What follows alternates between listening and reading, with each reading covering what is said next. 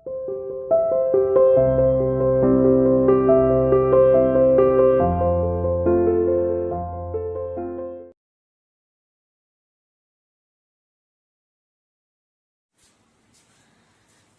Morning student, welcome to CR international school online classes. बच्चों, मैं आपकी हिंदी की टीचर उपस्थित हूँ आपके सामने आपको हिंदी पढ़ाने के लिए।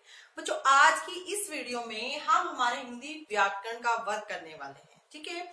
और आज का हमारा पाठ है पाठ 8, जिसका नाम है क्रिया, और इसे इंग्लिश में वर्ब बोलते हैं। आपने पढ़ा होगा, पढ़ा है ना, वेरी गुड। अब देखिए, आप सोच रहे होंगे कि मैम ने ये क्या लिखा है। बच्चों, यहाँ मैंने कुछ एक वाक्य लिखे हुए हैं जिसको मैं रीड करूंगी और आपको बताना है कि इसमें क्रिया शब्द कौन से हैं, ठीक है। उससे पहले मैं आपको बता देती हूँ, क्योंकि आपको पता होगा तभी तो आप बताएंगे ना कि क्रिया होता क्या है। बेटा, वाक्य में आए जिन शब्दों से किसी काम के करने या होने का पता चलता है उसे हम क्रिया कहते हैं, ठीक है।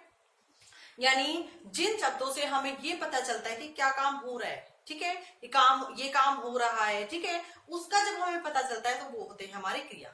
जैसे मोहन खाना खा रहा है, तो खा रहा है क्या है, क्रिया। अब क्रिया की अगर हम बात करें तो क्रिया एक शब्द की भी हो सकती है, 2 शब्दों की भी हो सकती है, 3 शब्दों की भी हो सकती है और इससे ज्यादा भी हो सकती है, ठीक है। यानी क्रिया डिपेंड करती है हमारे वाक्य पर। हम वाक्य को पढ़ने के बाद ही बता सकते हैं कि इसमें क्रिया शब्द कौन सा है, ठीक है। अब आपको पता चल गया कि क्रिया होता क्या है। जैसे मोहन नहा रहा है, तो नहा रहा है, इसमें क्या है, क्रिया। वह गाना गा रहा है, तो गा रहा है क्या है, क्रिया। वह बाजार गया, अब इसमें क्या है, गया क्या है, हमारी क्रिया।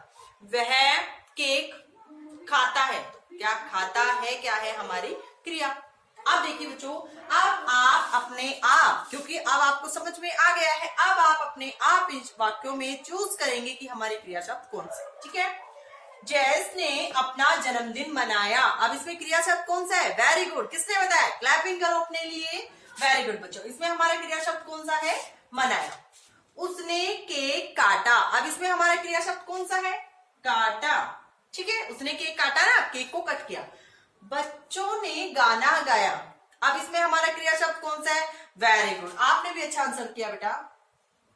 नेक्स्ट है बच्चों, उन्होंने उपहार भी दिए, अब इसमें क्या है, सोच रहे हो क्यों, वेरी गुड, आपने अच्छा आंसर किया बेटा, दिए। ये हमारा क्या है, हमारा क्रिया शब्द है। हम सब मिलकर केक खाएंगे, वेरी गुड, ये तो सबको पता है, ठीक है। यानी आपको समझ में आ गया, ठीक है। आप वाक्य को पढ़कर ये बता सकते हो कि इसमें हमारे क्रिया शब्द कौन से हैं। अब बात करते हैं हम हमारे चैप्टर की। अब हम चैप्टर को रीड करेंगे और चैप्टर को रीड करने के बाद ये चैप्टर, ये टॉपिक आपको अच्छे से और क्लियर हो जाएगा। चलिए, आप अपनी बुक के साथ रेडी हो जाइए। मैं भी अपनी बुक ले लेती हूँ।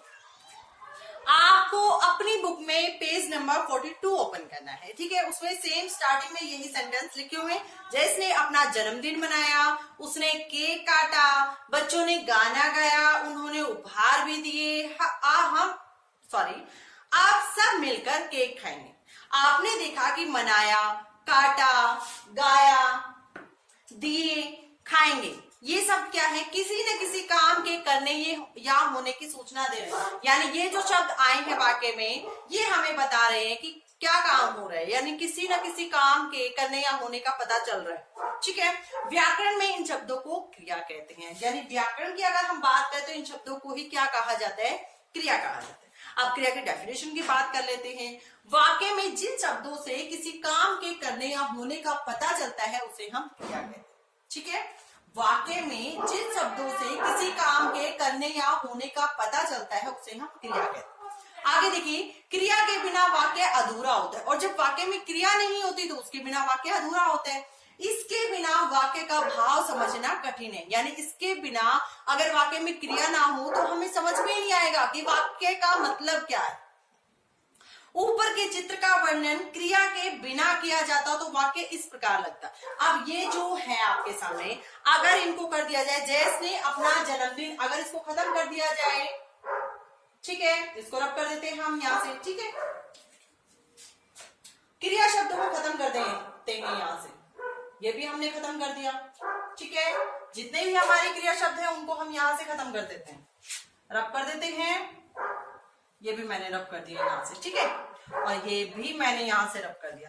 आप देखिए बच्चों, आप क्रिया के बिना वाक्य सॉरी इसका अर्थ हुआ कि क्रिया के बिना वाक्य पूरा नहीं होता। अब हमने जो ये लिखा, आप इसको वाक्य पढ़कर देखो। जयेश ने अपना जन्मदिन क्या किया? बिगाड़ दिया, मना लिया, खराब कर दिया, क्या कर दिया?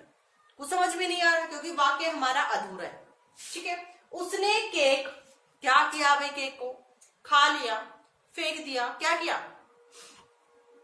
बताइए, कुछ नहीं पता चल रहा ना क्योंकि वाक्य हमारा अधूरा है। अब ये डिपेंड करता है हमारे ऊपर कि हम इस वाक्य की कौन सी सेंस निकालते हैं। ठीक है, हमें वाक्य समझ में ही नहीं आ रहा क्योंकि वाक्य में क्रिया है ही नहीं। आगे है बच्चों, बच्चों ने गाना क्या किया? गाने का गाना क्या किया? कुछ नहीं पता। उन्होंने उपहार भी क्या किया? उपहारों का तोड़ दिया, फेंक दिया, क्या किया? समझ में ही नहीं आ रहा क्योंकि वाक्य आगे है, कंप्लीट है ही नहीं हमारा। ठीक है, हम सब मिलकर केक क्या करेंगे? केक का फेंक देंगे, क्या करेंगे?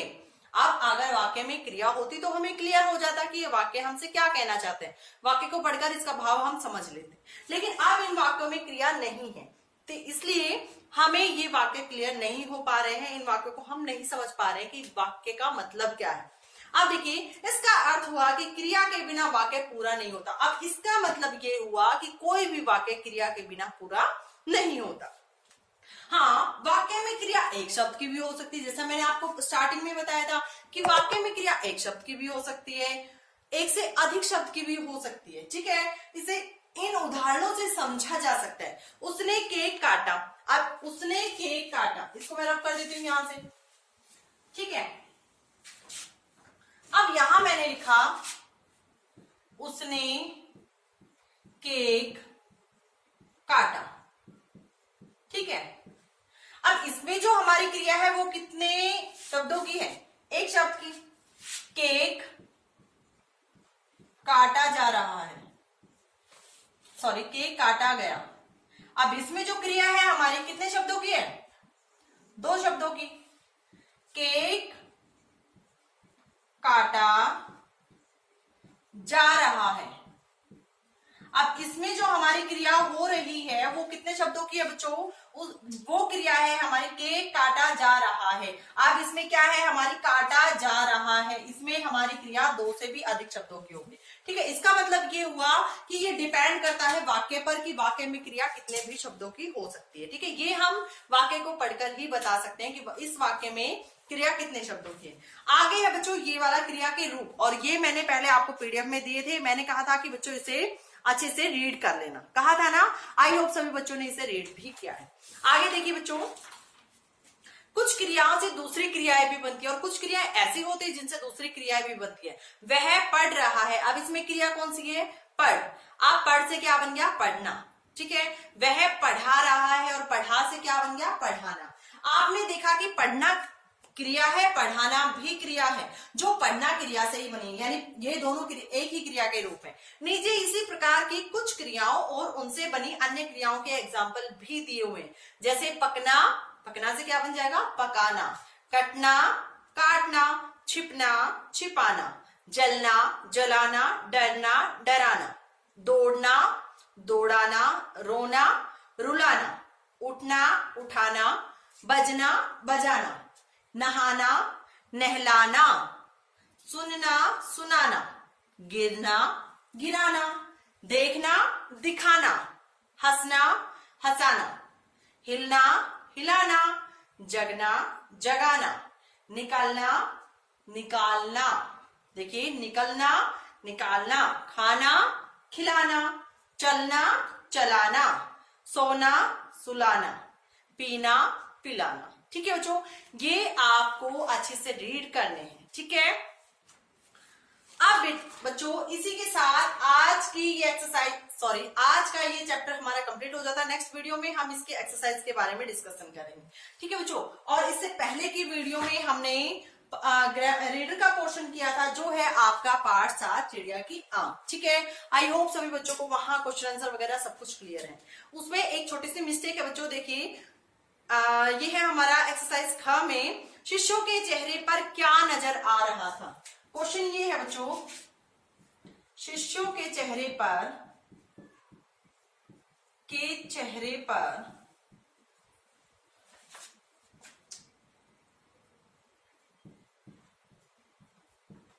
क्या नजर आ रहा था। आ रहा था। ये है आपका पेज नंबर 52, पेज नंबर 52 पे है।